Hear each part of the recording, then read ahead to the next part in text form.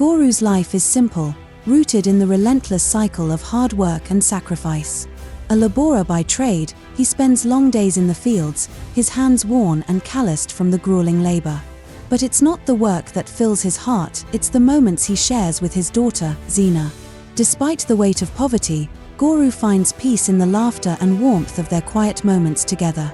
Xena, his only child, is the center of his world, the one bright light in a life marked by struggle. They share a modest home, but their bond is rich with love.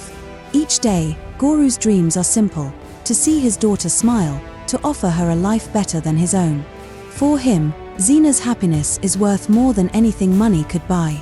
This father-daughter relationship is the heart of his existence. Goru's life is a constant reminder of the gap between him and those with wealth. His so-called friends, who flaunt their riches, often mock him for his humble lifestyle. They belittle his work, seeing him as nothing more than a tool to be used. Time and again, Goru is asked to perform degrading tasks, menial chores that only serve to highlight his poverty. They take advantage of his kindness, pushing him to his limits, all the while laughing at his misfortune. Yet, Goru remains silent, never raising his voice in protest. His pride is swallowed by his desperation to provide for Xena, to keep a roof over her head. Though humiliated, he chooses to endure, believing that the little dignity he has left is worth more than standing up to those who mock him. His quiet strength is his only defense in a world that is indifferent to his suffering. One day, Goru finds himself summoned by Chief Baroka, the wealthiest and most influential man in the village. Baroka's mansion towers over the village, a symbol of his power and greed. In the privacy of his lavish home, Baroka makes Goru an offer that seems too good to be true. He promises him unimaginable wealth, gold, land, and comforts beyond Goru's wildest dreams. But there's a catch. Baroka tells Goru that to unlock this fortune, he must partake in a mysterious ritual, one that is rumored to bring instant prosperity. It's a dark, secretive practice, one that no one dares to speak of openly. Goru is skeptical but desperate. The weight of his family's hunger and his struggles with poverty push him closer to considering the offer. As Baroka grins with sinister intent, Goru's mind is torn between hope and suspicion. Goru, with a mix of relief and guilt, accepts the hefty sum from Chief Baroka. The money, more than enough to cover his debts and provide for Xena, feels like a weight lifted from his shoulders. He keeps it hidden from his wife, Layla, knowing she would never approve of the source. At first, the gold brings comfort, a new set of clothes, fresh food on the table, and a more peaceful life than he's known in years. The village respects him now, and for the first time, Goru feels a sense of pride in himself. But as the days pass, a gnawing discomfort grows inside him. The joy of wealth is fleeting. Every night, as he lies awake beside Layla, the weight of the secret grows heavier.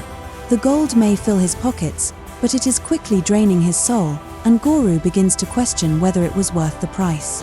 Goru's newfound wealth quickly transforms his life in ways he hadn't imagined.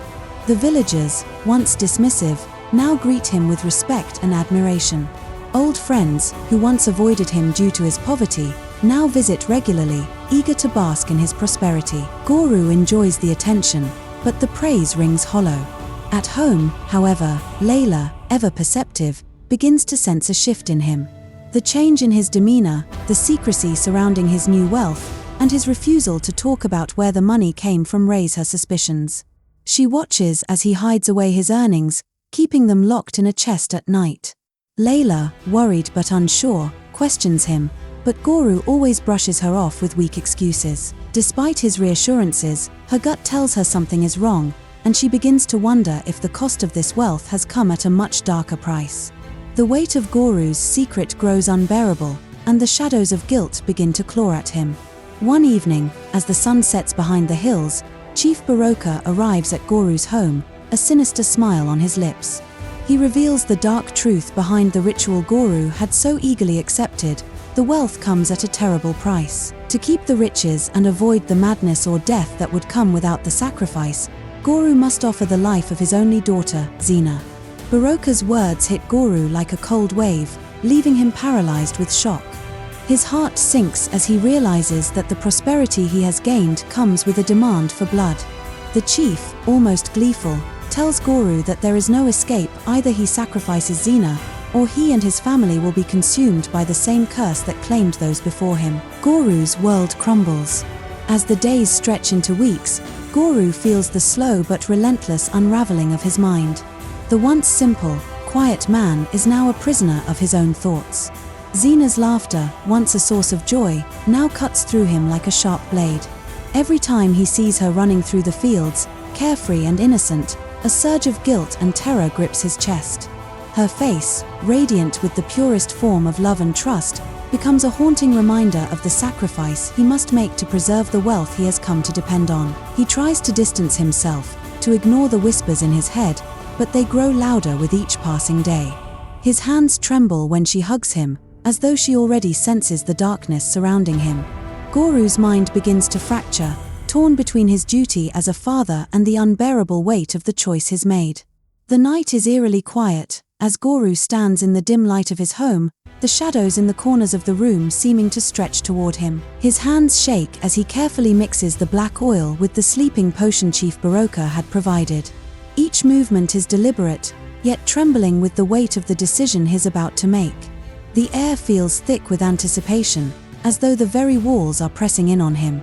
He tells himself that this sacrifice, horrific as it is, will ensure a future for his family. His mind races with thoughts of Xena's bright future, her education, her safety, the luxurious life she could lead. The selfishness of his desire for wealth clouds his better judgment, as he convinces himself that the end justifies the means. Guru places the concoction beside the bed where Xena sleeps, her innocent face unaware of the nightmare he is about to bring into their lives. His heart aches as he looks at her, yet he steels himself for what he believes is his only path forward. The ritual is set. The father, once full of love and integrity, now stands as the executioner of his own blood. The dim moonlight outside casts long shadows over the village as Guru gently shakes Xena awake. Her eyes flutter open, filled with confusion and trust. She gazes up at him, her innocent smile breaking through the haze of his guilt. "Papa, why are you awake?" she murmurs, her voice soft and sleepy. His heart twists in his chest as he looks down at her. How could he do this to the one person who has always trusted him, who has always looked to him for love and protection? He tells himself it's for her future, for their family, but the words taste bitter on his tongue. "Drink this, my sweet girl," he says, his voice faltering as he holds the cup to her lips. She takes it eagerly, not questioning him, not doubting the man who raised her.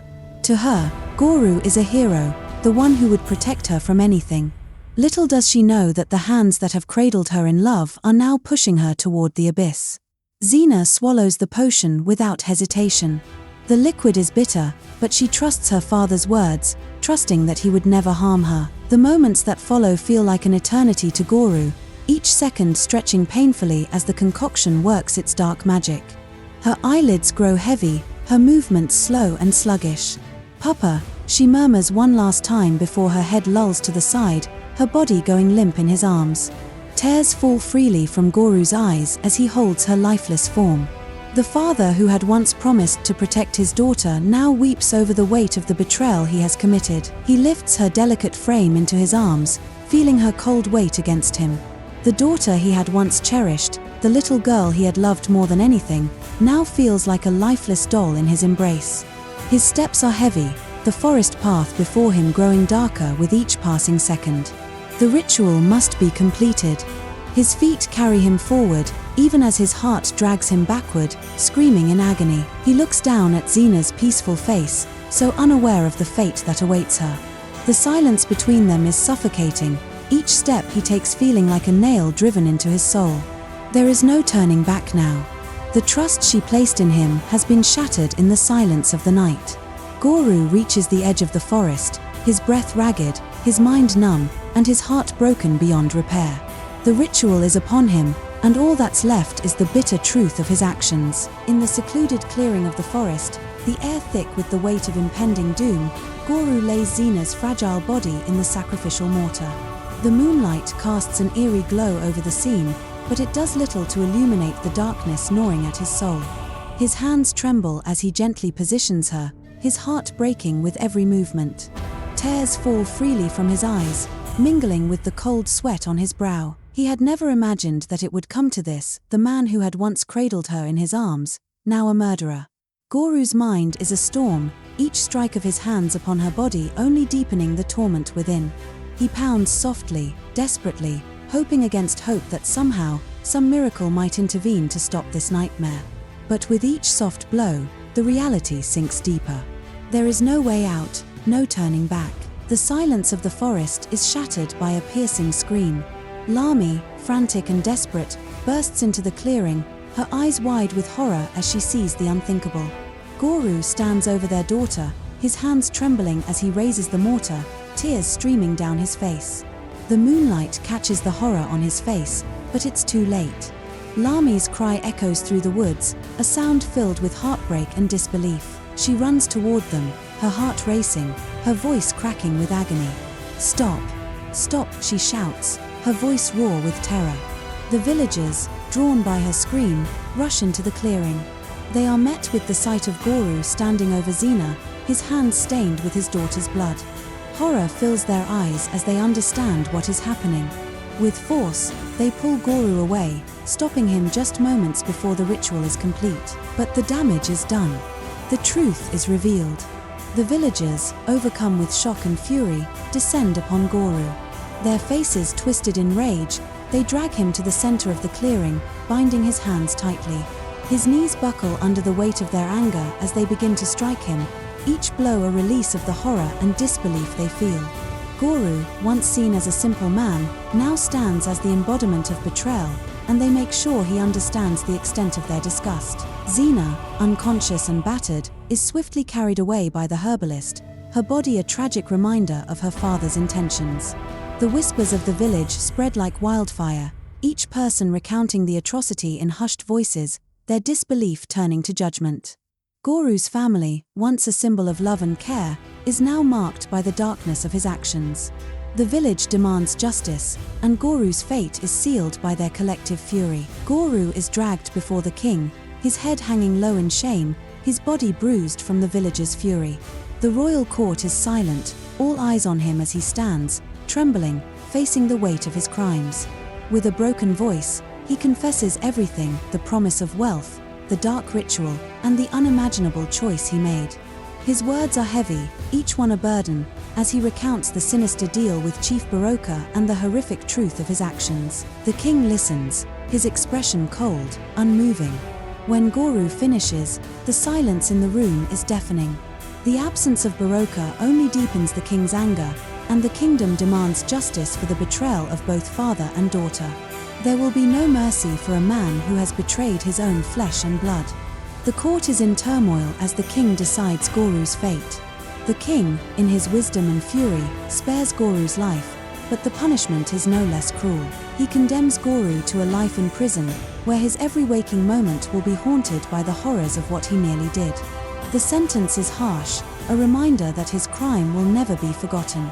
Goru's heart sinks as the weight of his punishment settles upon him. No longer a free man, he is bound by iron chains, his days filled with endless regret.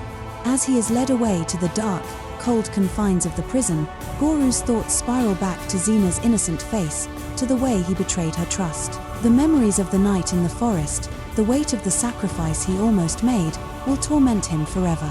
The prison's walls are his new home, but it is the prison of his conscience that truly keeps him captive. From his prison cell, Goru stares at the stone walls, his body numb but his mind alive with endless regret. The weight of his actions presses on him, a burden too heavy to bear. He thinks of Zina, now safe, her laughter a distant memory he can never forget. The pain of nearly losing her, of nearly destroying everything he held dear, eats away at him each day. His heart aches as he realizes that no amount of wealth could ever replace the love and trust he shattered. The village, now aware of his dark deed, whispers his story as a cautionary tale. Greed, they say, can destroy even the most loving father. Goru's story becomes a warning passed down through generations, a reminder of how easily one can be consumed by the desire for riches, and the tragic consequences of choosing gold over love.